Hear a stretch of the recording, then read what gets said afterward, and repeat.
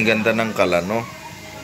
Ang ganda ng kalan, simento. Maganda pala magpagawa ng ganito. Ayan, no? Ang ganda pala ng ganitong kalan, no? Lakas ng apoy. Oh, ayos pala to. Oh, galing.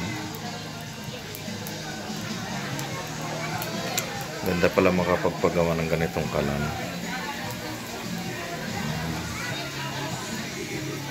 Tibay pala yan, oh.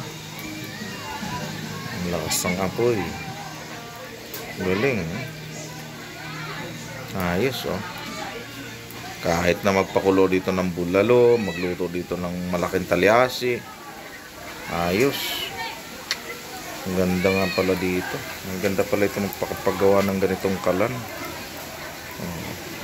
Kahit na magluto dyan ng mga kung anong luto, kaldereta,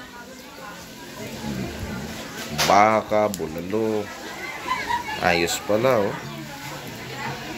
Oo nga, kapag pagawa nga ng ganitong kalan. Diba? Nakuha na kayo ng idea, mga kapatid, oh. Yan, oh. Ganda, ang lakas ng apoy.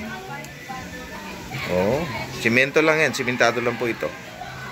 Kailan siguro to purong-puro, mukhang napakaganda ng pagkagawa, mukhang napakatibay.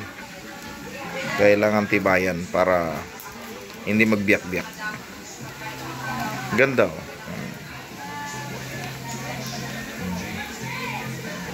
Tapos nandito na ang lababo. Diba? Ganda. Okay, salamat po sa inyong panonood sa aking video. God bless po. Bye-bye.